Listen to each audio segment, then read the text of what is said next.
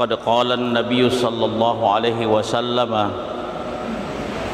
idza kabbara ja'ala yadayhi hazwa mankibaihi wa idza raka'a amkana yadayhi birrukbatihi thumma hasara dhahrahu fa idza rafa'a ra'sahu istawa hatta ya'uda kullu faqarin makanahu fa idza sajada wada'a yadayhi ghaira muftarisin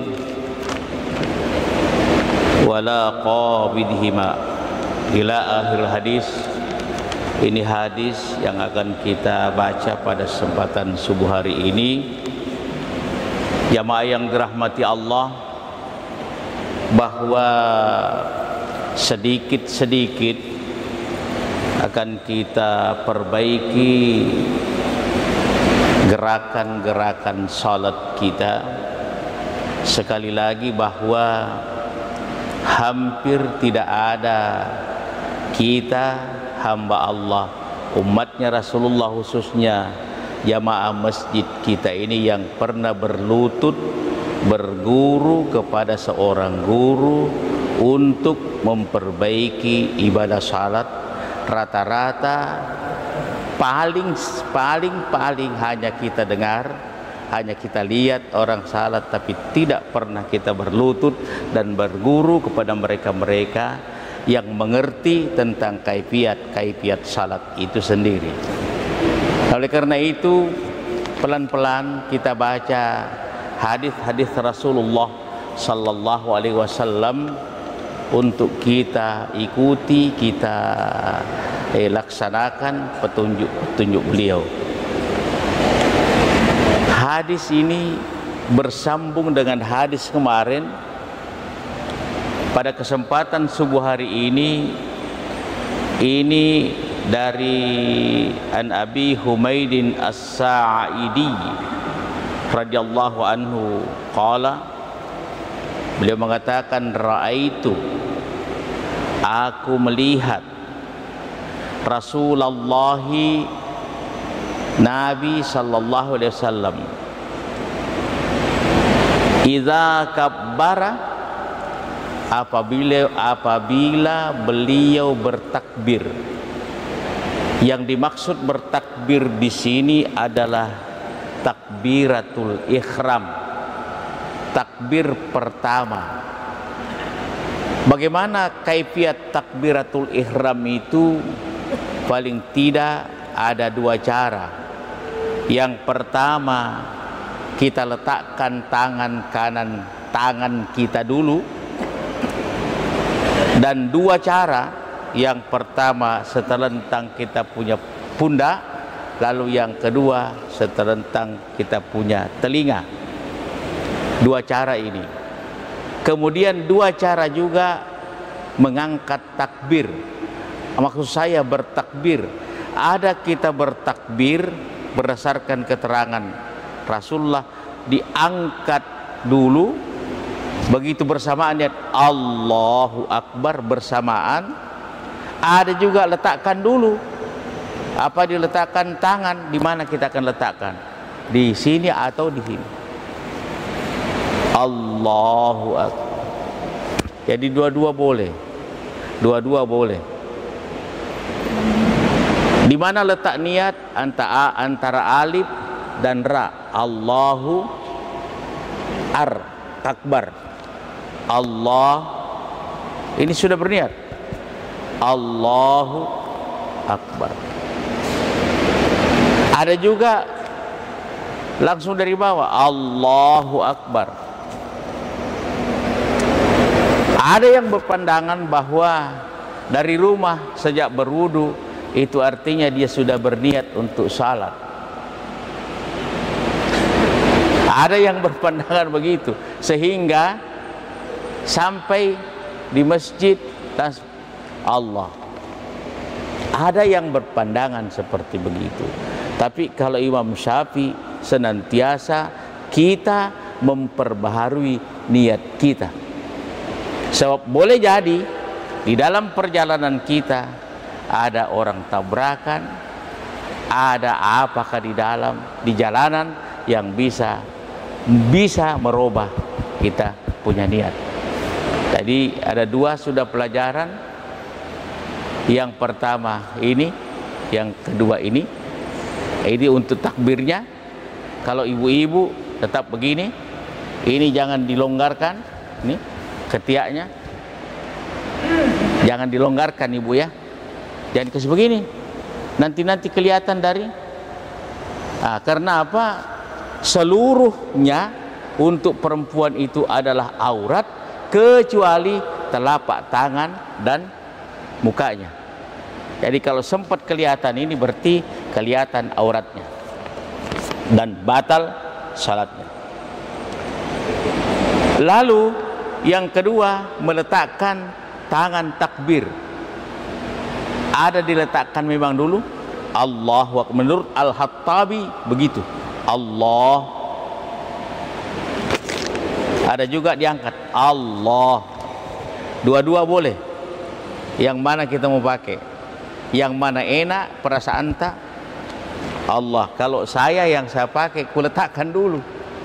Kuletakkan Allah. Karena begitu enak perasaan saya. Karena salat itu rasa. Nah, lalu jamaah yang dirahmati Allah Subhanahu wa taala, selesai hasul maghrib. Wa idza raka'a, apabila ruku. Amkana yadaihi mir rukbataihi, maka letakkanlah kedua tangan daripada rukbataihi, dua lutut kita. Ini masih bersambung kemarin ya. Letakkan telapak tangan kita ini di lutut kita, persis itu. Lutut kita persis besarnya dengan ini. Cuma di saat kita meletakkan, Rasulullah mengatakan jangan dirapatkan jari-jarinya, hendaklah dijarangkan jari-jarinya, dijarangkan. Nanti kalau sujud, jangan lagi direnggangkan begitu, tapi dirapatkan sedikit kalau sujudnya nanti. Nah, jamaah yang dirahmati Allah Subhanahu wa taala, mir rukbatayhi thumma khasara dhahrahu, kemudian diluruskanlah punggung kita. Jadi punggung ini yang di belakang tidak boleh mendongak kepalanya, tidak boleh merunduk kepalanya, tidak boleh bengkok tengahnya. Ada bengkok tengah punggungnya, lurus. Nah, jamaah yang dirahmati Allah Subhanahu wa ta'ala, untuk lurusnya kita bisa merasakan. Kita bisa merasakan. Apalagi kalau kita salat sendirian, agak lama-lama rukunya, mungkin 5 kali kita baca bacaan ruku, mungkin 10 kali kita baca kalau kita salat sendirian. Tapi kalau kita pimpin salat, jangan panjang, karena banyak orang yang kita susahi. Kata Rasulullah, fa inna fihi mudha'ifa was-sakima wal kabira wazal hajah.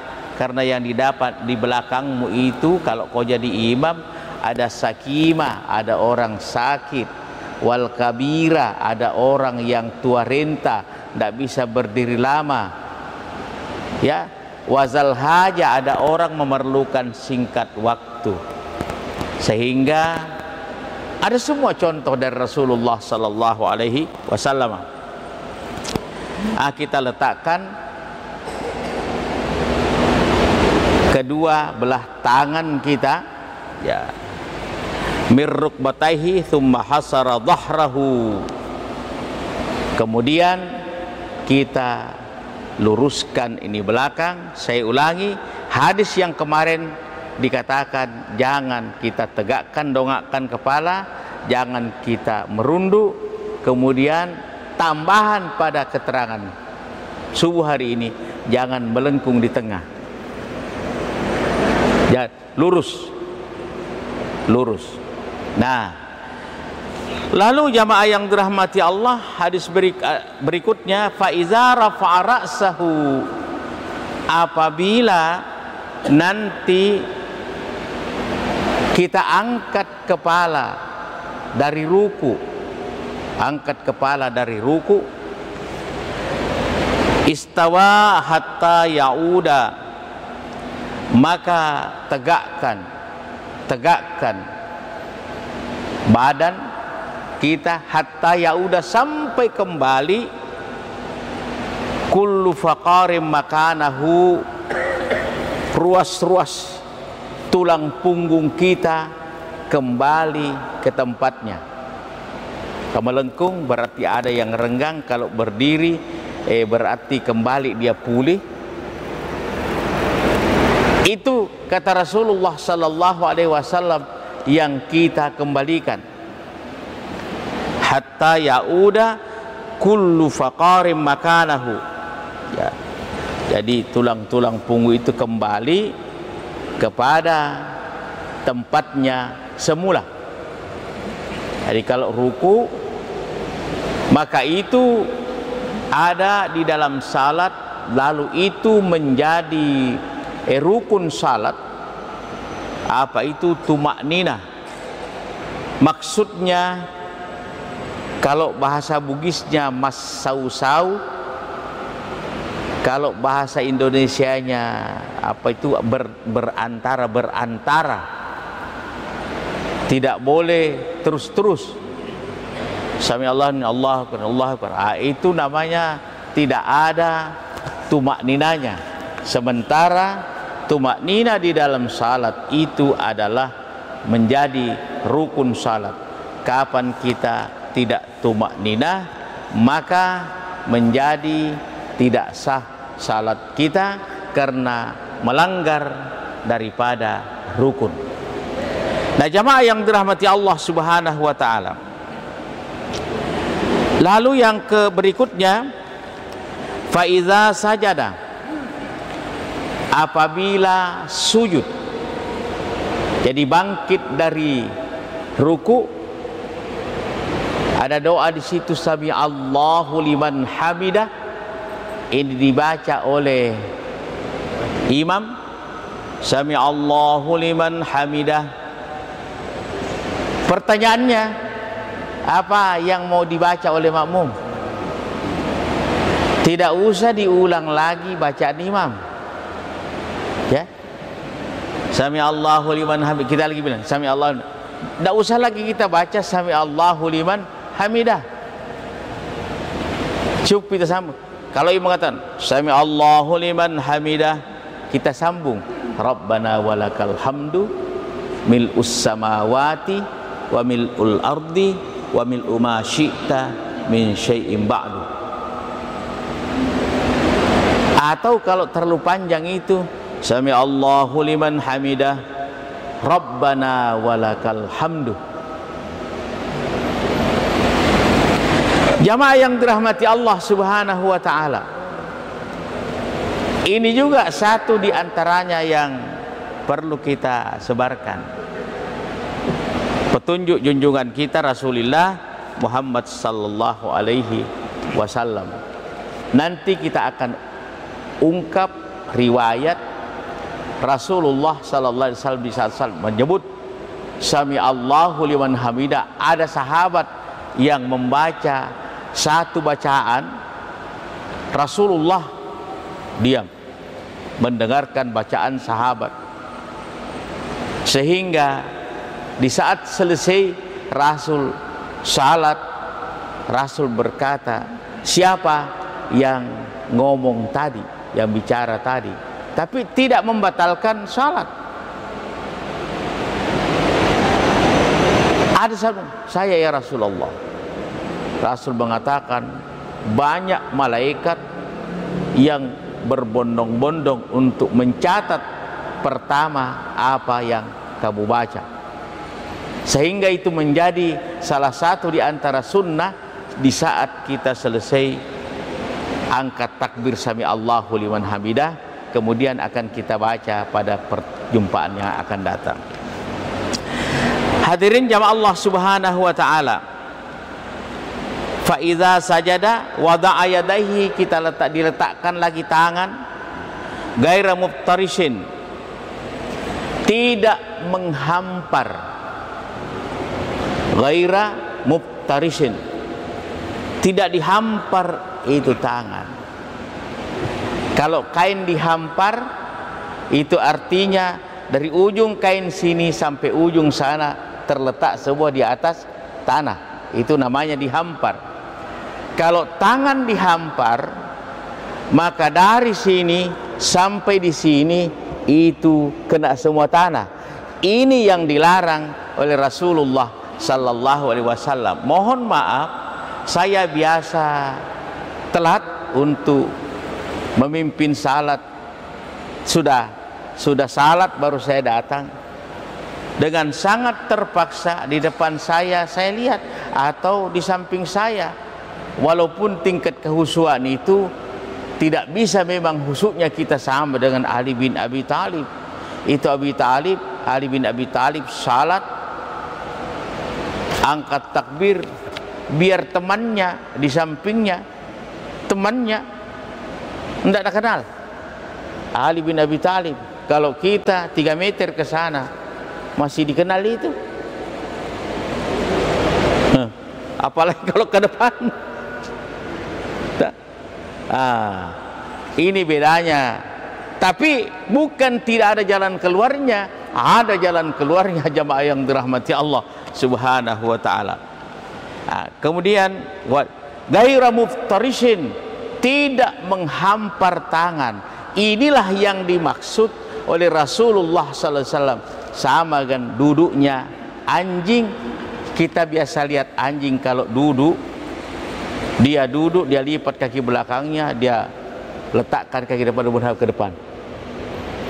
Ini larangan dari Rasulullah sallallahu alaihi wasallam. Jadi kalau begitu, bagaimana kaifiatnya? Maka yang kita letakkan adalah telapak tangan kita.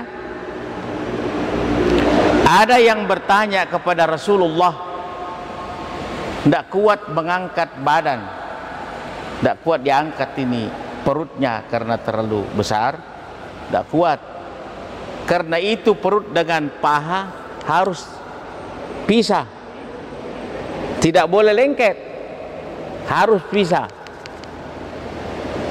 Tapi kalau wanita tetap ini masuk tangannya, Yang laki-laki ini tetap terbuka. Sehingga Rasulullah pernah, ada sahabat melihat, saya melihat Rasulullah saat sujud kelihatan ketiaknya yang putih, berarti sempat menganga. Tapi kalau baju orang Arab kan memang bisa dilihat, tapi itu tidak membatalkan salat, karena kita laki-laki kita punya aurat kan antara pusat dan lutut. Jadi kalau ditutup begini, ditutup di bawahnya lutut 20 cm, salat tidak pakai baju, sah salatnya, karena hanya pusat dan lutut.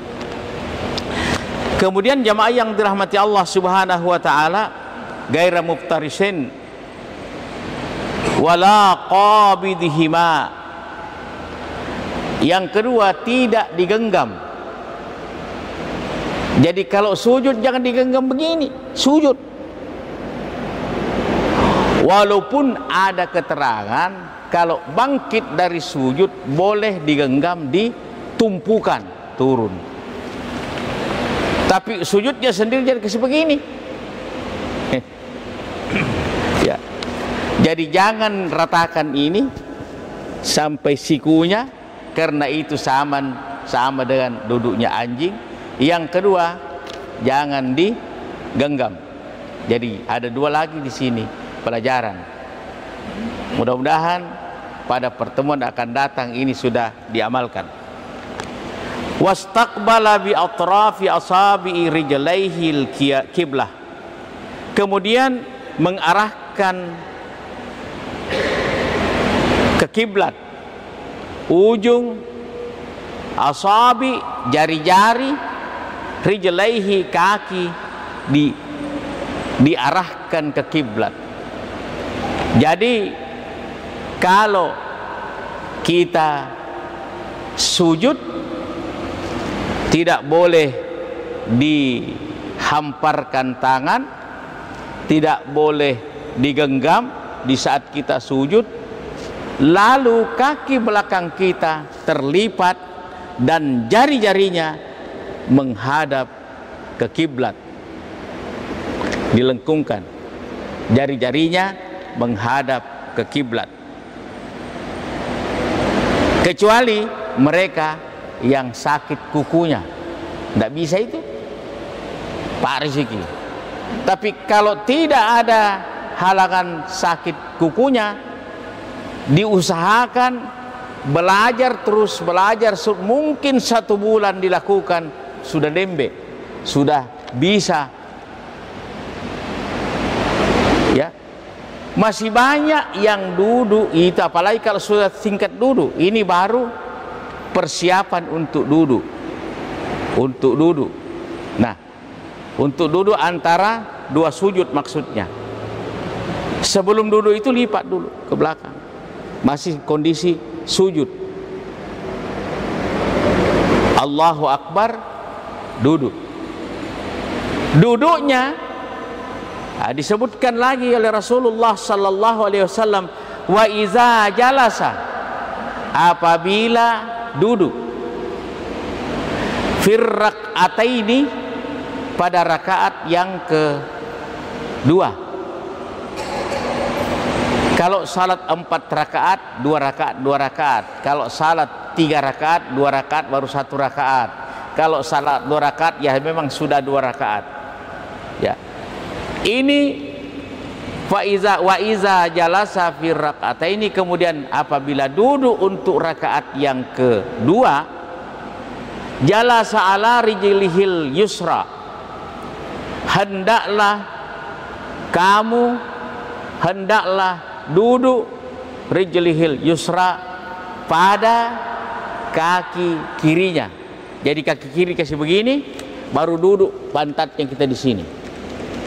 Kaki kanan berdiri, kaki kanan berdiri, terlipat. Saya ulangi, kaki kiri yang diduduki, tidak boleh dua-dua diduduki. Masih banyak, mohon maaf, masih banyak yang syarat, mohon maaf. Begini kakinya, dua-dua kasih begini, dan duduki dua-dua. Berdasarkan keterangan Rasul, ini adalah perbuatan yang keliru. Ibadah kita keliru, tidak berdasarkan petunjuk Rasulullah SAW. Kembali lagi, sallu kama ra'aitumuni usalli, salatlah kamu seperti aku salat, kata Rasul. Caranya kita melihat Rasul salat, baca petunjuk-petunjuknya di dalam hadis Rasulullah sallallahu alaihi wasallam. Saya ulangi, duduk antara 2 sujud tidak boleh dua-dua kaki kita diduduki. Berdasarkan hadis Rasulullah sallallahu alaihi wasallam, satu yang diduduki, satu yang berdiri. Satu duduk, diduduki, satu berdiri. Nah, jamaah yang dirahmati Allah Subhanahu wa taala. Wa nasabal yumna, jadi di sini sebutkan jalasa ala rijlihil yusra, duduk di atas kaki kiri, atau jelasnya begini, duduk di atas telapak kaki kiri. Telapaknya kita duduk.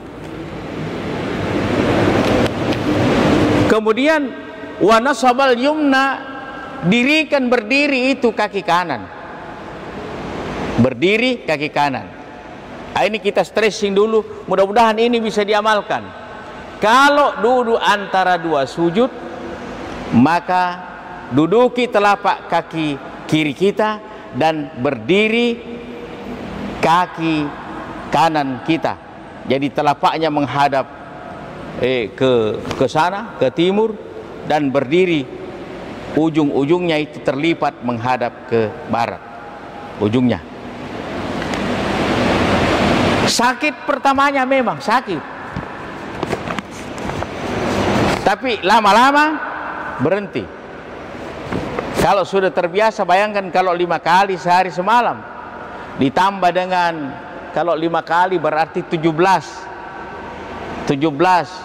kali 2 berarti 34 kali itu, ditambah dengan 24 salat sunat, karena 12 salat sunatnya kali 2. Baik, banyak kali latihannya. Masa tidak bisa? Kalau aerobik susahnya gerakannya bisa, apalagi ini duduk-duduk. Nah, jam Allah Subhanahu wa taala. Lalu yang berikut kaum muslimin, kita selesaikan hadis ini. Wa idza jalasa fir raqatil akhirah. Apabila duduk di rakaat terakhir, maksudnya itu berbeda tadi yang 2 rakaat. Katakanlah kita punya salat 4 rakaat. Rakaat kedua kita duduk seperti apa yang kita sebutkan berdasarkan hadis ini, kemudian sampai kepada rakaat keempat. Rakaat keempat itu ada duduk lagi, duduk tahiyat akhir. Nah, di sini disebut wa iza jalasa fi raqatil akhirati, apabila duduk kata Rasulullah pada rakaat terakhir, maka qaddama rijlahul yusra. Qaddama rijal yusra, maka kedepankan itu kaki kiri. Jadi ini kan begini, kasih ke depan, persis 2 ini dia lewat sini ke depan. Kalau sudah ke depan kaki kirinya, jangan ke selatan, ke utara dia punya arah, tapi arahkan ke kiblat ujung jari-jarinya. Diarahkan ke kiblat ujung jari-jarinya. Jadi arah ke sana. Kan kalau duduk begini, lah segini, itu ke utara. Tapi kita harus arahkan ke sana. Arahkan ke kiblat, karena seluruhnya itu beribadah kepada Allah Subhanahu wa taala. Arahkan ke kiblat. Jadi tetap itu ibadah yang 7 sujud, yang 7 tadi semua beribadah menghadap ke kiblat, ya, menghadap kiblat. Kemudian berikutnya wa nasabal ukhra, kemudian berdiri yang lain. Maksudnya itu kaki kanan kita berdiri seperti rakaat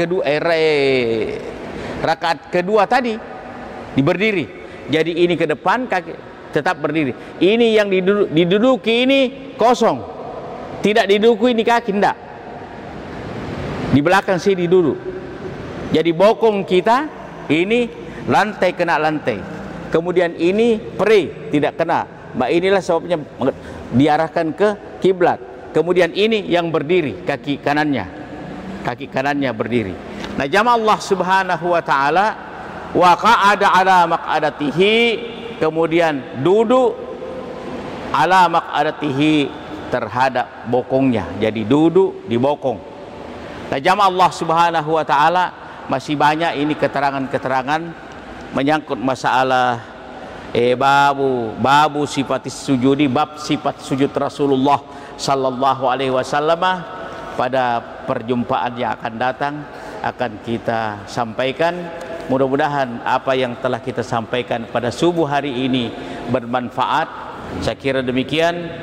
Akhirnya kita berdoa kepada Allah, mudah-mudahan Allah memberikan hidayah, petunjuk, maunah pertolongannya kepada kita seluruhnya. Al-Fatihah. Bismillahirrahmanirrahim. Alhamdulillahi rabbil alamin.